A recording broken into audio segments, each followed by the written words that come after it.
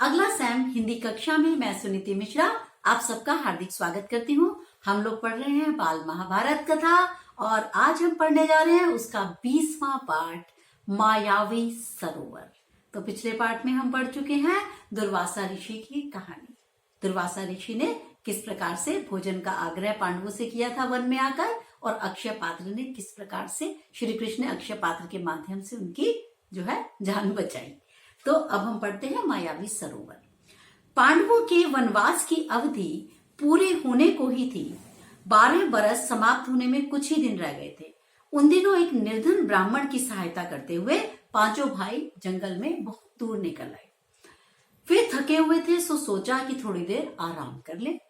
युधिष्ठिर नकुल से बोले, भैया जरा पेड़ पर चढ़कर देखो, कहीं कोई जलाशय, कोई नदी, कोई तालाब दिखे तो बहुत प्यास लगी है। नकुल ने पेड़ पर चढ़कर देखा, उतरकर कहा, कुछ दूरी पर ऐसे पौधे दिखाई दे रहे हैं जो पानी के नजदीक ही उगते हैं। आसपास कुछ बगुले भी बैठे हुए हैं, वहीं कहीं आसपास पानी जरूर होगा, पानी अवश्य होगा। तो युधिष्ठिर बोले, तो जाओ और पानी मिले तो तुरंत ले आओ। यह सुनकर नकुल तुरंत से पानी लेने के लिए चल पड़ा। कुछ दूर चलने पर अनुमान के अनुसार नकुल को एक जलाशय मिला, एक तालाब मिला। उसने सोचा कि पहले अपनी प्यास बुझा लूं और फिर तरकश में पानी भरकर भाइयों के लिए ले जाऊंगा। यह सोचकर दोनों हाथों की अंजुली में पानी लिया। पीना ही चाहता था कि इतने में कहीं से आवाज आई, हे माद्री के पुत्र। नकुल माद्री का पुत्र था ना, कुंती और माद्री जो रानियां थी, तो माद्री का पुत्र, दुस्साहस न करो, मतलब ऐसा गलत हिम्मत मत करो। ये जलाशय मेरे अधीन है, ये जलाशय, ये तालाब मेरा है। पहले मेरे प्रश्नों के उत्तर दो और फिर पानी पियो। पर उसको इतनी तेज प्यास लगी थी कि उसने उस आवाज की परवाह नहीं की, बल्कि क्या किया, उसने अंजुली, अंजुली होती है ये, अंजुली में भरकर पानी पी लिया।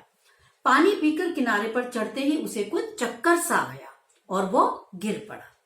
बड़ी देर तक नकुल के न लौटने पर युधिष्ठिर को बड़ी चिंता हुई। उन्होंने सहदेव को भेजा। सहदेव जलाशय के निकट पहुंचा तो नकुल को जमीन पर पड़ा हुआ देखा, पर उसे इतनी तेज प्यास लगी थी कि वो ज्यादा कुछ सोच ही न सका। उसे भी वही आवाज सुनाई दी। उसने भी वाणी की चेतावनी, चेतावनी क्या होता है, किसी को डांट के समझाना कि ऐसा किया तो कुछ गलत होगा। तो उसने उस पर कोई ध्यान नहीं दिया और पानी पी लिया। किनारे पर चढ़ते चढ़ते वह भी अचेत होकर, यानी बेहोश होकर, मूर्छित होकर नकुल के पास ही गिर गया। जब सहदेव भी बहुत देर तक नहीं लौटा तो युधिष्ठिर ने घबराकर अर्जुन से बोला, जाकर देखो तो उनके साथ कोई घटना तो नहीं हो गई। अर्जुन बड़ी तेजी से चला। तालाब के किनारे दोनों भाइयों को उसने मृत पड़े हुए देखा तो घबरा गया, चौंक गया। वो समझ नहीं पाया इनकी मृत्यु का क्या कारण है। यह सोचते हुए अर्जुन भी पानी पीने के लिए जलाशय में उतरा। तभी उसे फिर वही वाणी सुनाई दी, अर्जुन, मेरे प्रश्नों के उत्तर देने के बाद ही तुम इस जलाशय का पानी पी सकते हो। ये जलाशय, ये तालाब मेरा है। यदि मेरी बात नहीं मानोगे तो तुम्हारी हालत भी, गति मतलब तुम्हारी दशा भी वही हो जाएगी जो तुम्हारे दोनों भाइयों की हुई है। अर्जुन ये सुनकर बहुत गुस्से में आ गया। उसने क्या किया, बाण छोड़ने शुरू कर दिए। जिधर से आवाज सुनाई दी थी उसी ओर निशाना लगाकर बाण छोड़ता रहा। उन बाणों का कोई असर नहीं हुआ। अपने बाण बेकार होते देखकर अर्जुन के क्रोध की सीमा न रही। उसने सोचा, अच्छा चलो ठीक है, युद्ध तो कर लूंगा, लेकिन प्यास बहुत लगी है तो क्यों ना पहले पानी पी लूं। यह सोचकर अर्जुन भी जलाशय में उतरा। उसने भी पानी पी लिया और किनारे आते आते चित्त बेहोश होकर गिर गया। इधर बाट जोते जोते, यानी इंतजार करते करते युधिष्ठिर बड़े व्याकुल हो गए, बड़े चिंता में हो गए। भीमसेन से बोले, अरे भैया जाकर देखो, अर्जुन भी नहीं लौटा, तुम ही तलाश करो, तीनों भाई को क्या हो गया है।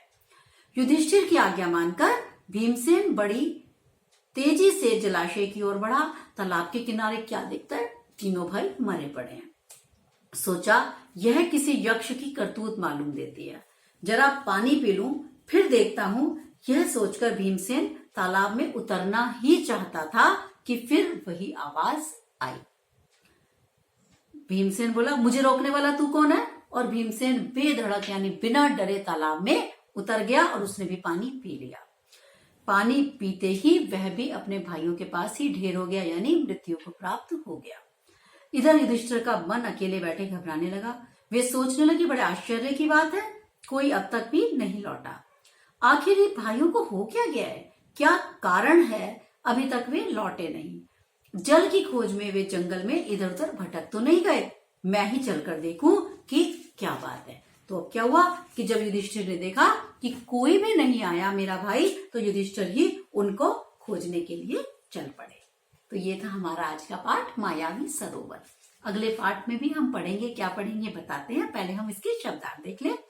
अवधि, अवधि का मतलब समय, जलाशय सरोवर, तरकश बाण रखने वाला बर्तन, धिक्कारना कोसना, धिक्कारना शब्द पिछली बार भी आया था, बेधड़क निर्भीक, बाट जोना इंतजार करना, विषैले जहरीले, गति दशा।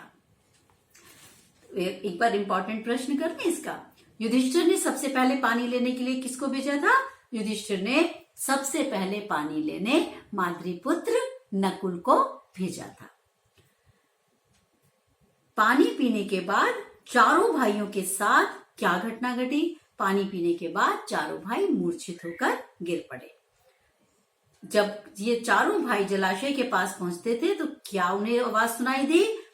जब ये भाई जलाशय के पास पहुंचकर पानी पीना चाहते थे, पानी पीने लगे, तो उनको ये आवाज आती थी कि ये तालाब मेरे अधीन है, इस प्रकार का दुस्साहस न करो, पहले मेरे प्रश्नों के उत्तर दो फिर पानी पीना। लेकिन क्या किसी ने उनकी बात सुनी? किसी ने भी उन प्रश्नों पर ध्यान नहीं दिया और इस वजह से वे चारों मूर्छित होकर गिर पड़े। तो बच्चों, ये था हमारा आज का पाठ, मायावी सरोवर। और अब हम मिलेंगे अगले पाठ में और जानेंगे इस रहस्य को कि किस प्रकार से ये सारा जो प्रश्न है वो पूछने वाला कौन है। ठीक है, तो और कौन उनके प्रश्नों के उत्तर देगा। तो अगले पाठ में हम मिलेंगे यक्ष प्रश्न के साथ, लेकिन तब तक के लिए मुझे आज्ञा दीजिए बच्चों। नमस्कार।